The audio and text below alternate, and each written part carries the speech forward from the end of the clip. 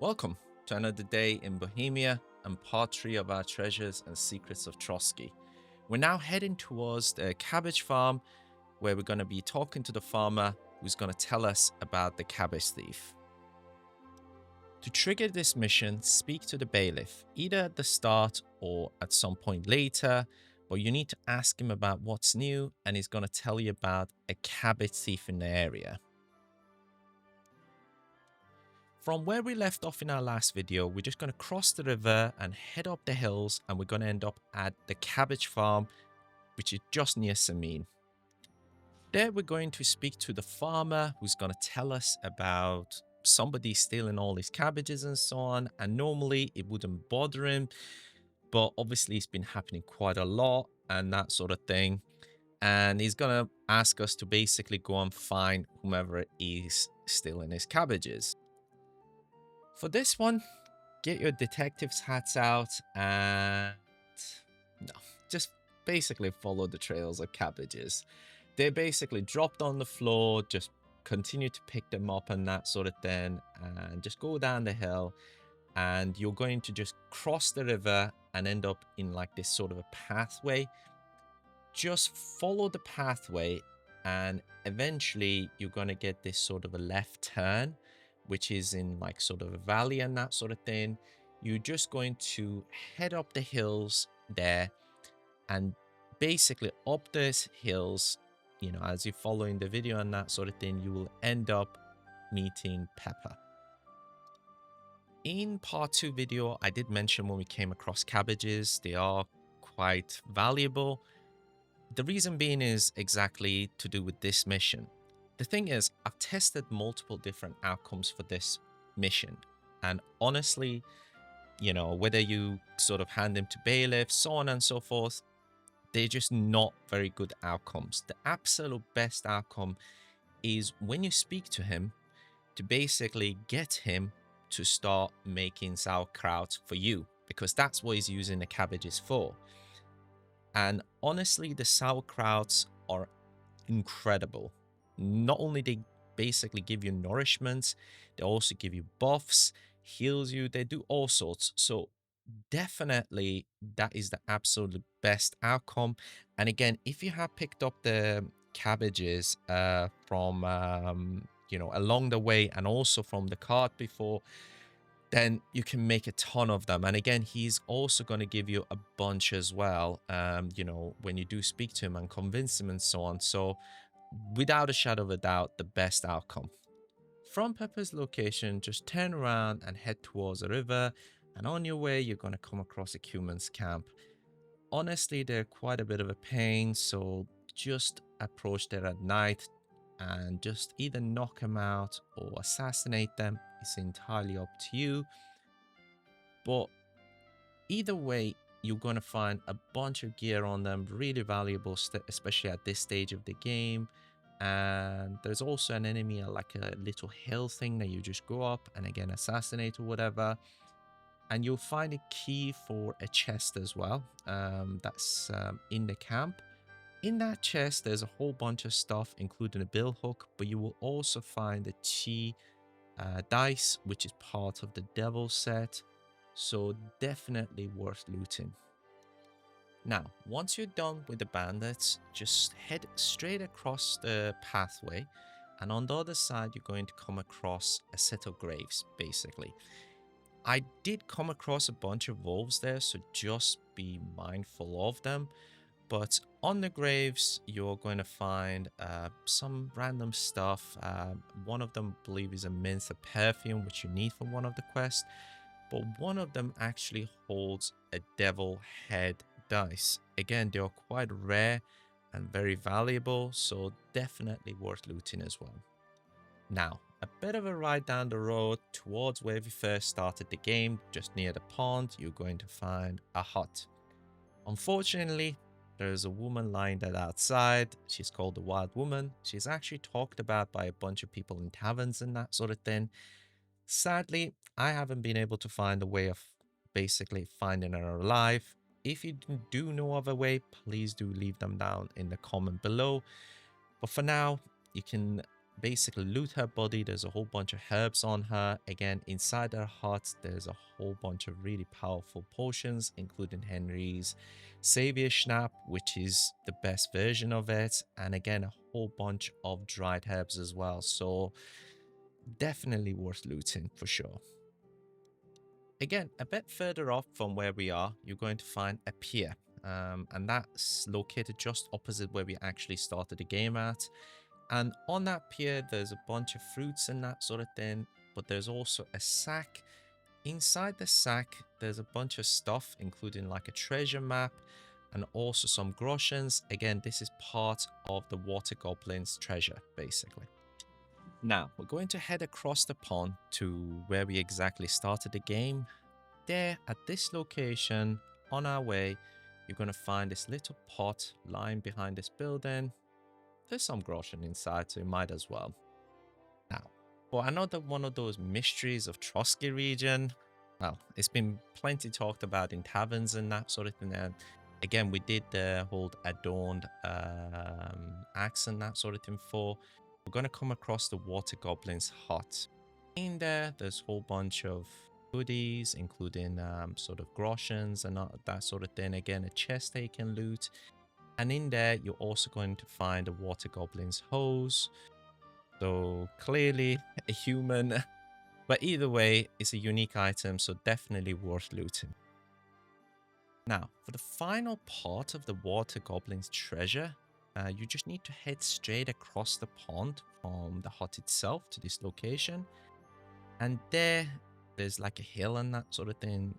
If you head down next to the water, you're going to find this little pot lying on the ground, and inside it, there's a whole bunch of groshens. Now, back across the pond, just behind the water goblin's hut, you just go up a hill to this location, and there you're going to find a bunch of graves. And again, there's bassinets, a bunch of different gears inside they can sort of loot, and again, either use or sell, which can be quite handy at this stage of the game for sure.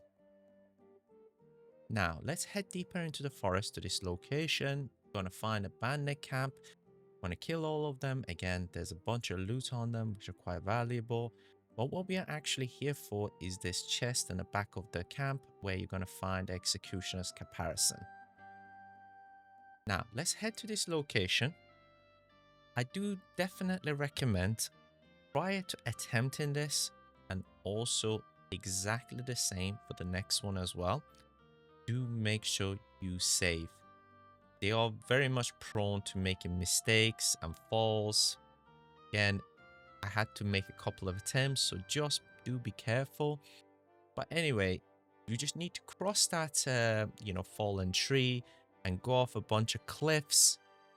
You will eventually end up at the top, where you will find a cross with a pot in front of it, and inside that pot, you're going to find a bunch of groshens. Let's now head back towards the pond, and on our way, we're going to find the next treasure.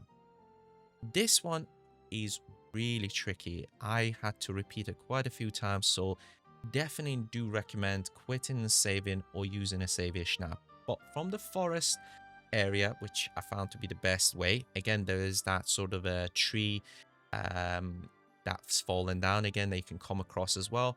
But you just need to get to this sort of a boulder, and again, you need to make this jump. This can be really, really tricky because you can easily miss it. But hopefully, once you make it the first time, you're just going to have to make it across to this skeleton. And on here, you're going to find a bunch of gems and a bunch of other goodies. So definitely worth doing. From where we are, we're going to go for a bit of a ride past the drunk gamekeeper's place, all the way to almost the top of the map, just at the end of the pond and that sort of thing. And there, just behind this tree, we're going to find a chest with some of the best loot in the whole Trotsky region, basically. Now, but the next location, we're going to head all the way up to the top of the map to this location. And there, we're going to find the Burger's hunting sword, which for this area is quite rare. Find this sword and that sort of thing. But again, you're going to just find it lying on the ground. Again, there's a dead body nearby and that you can examine, and basically Henry makes a comment on.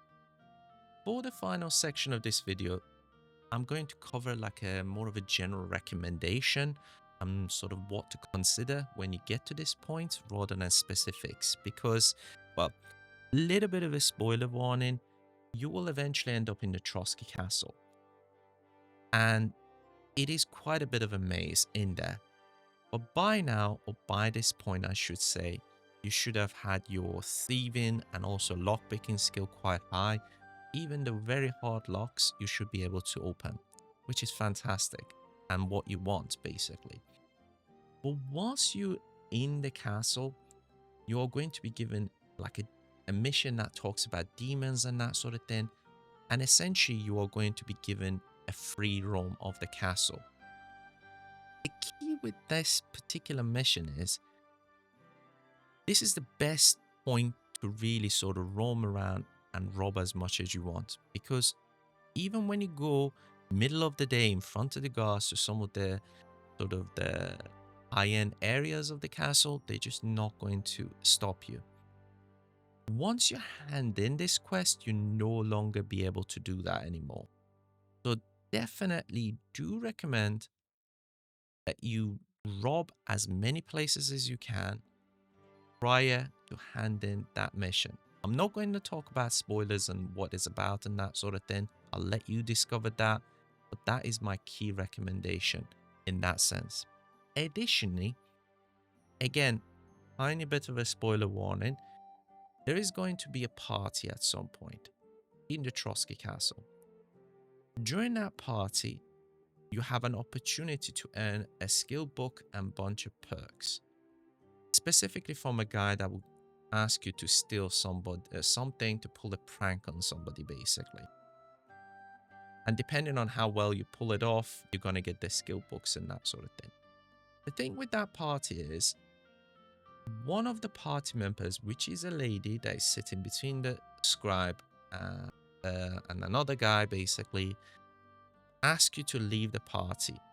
If you do leave with her and choose a certain option, you will not be able to return to the party again, and you lose the opportunities that you have during that party. We're at the end of our journey with Secrets and Treasures of Trotsky region. Hope you enjoyed the journey from the Ultimate Beginner's Guide to all 3 parts. I will be adding also the Brunswick armor set in another video, because that is limited to DLC and it's not available to everybody. That is why I'm adding it to another video, but that will be definitely going in the same playlist. Also, if I do in future discover more stuff, I will be adding it on to the playlist for you to kind of look at and that sort of thing. So, but either way, I hope all these videos has helped you make the best start and also maximize the Trotsky region as much as you can. And we'll continue our journey into Gutenberg region on here very soon. Additionally, I will be streaming this game and other games live on YouTube as well as Twitch. That's got an extra Z. I'd love to see you there as well. Moving forward, I will be streaming on Tuesdays, Wednesdays, and Sundays on there. But in the meantime, if you have enjoyed the content so far, please do smash that like button. Also, please leave a comment down below. I'd love to hear from you as well. And in the meantime as well, if you'd like to support the channel and love to see more of these sort of content as well, please do subscribe as well. Well, thank you for watching and sticking throughout this journey with me. And wherever you are, hope you're having a great day and peace.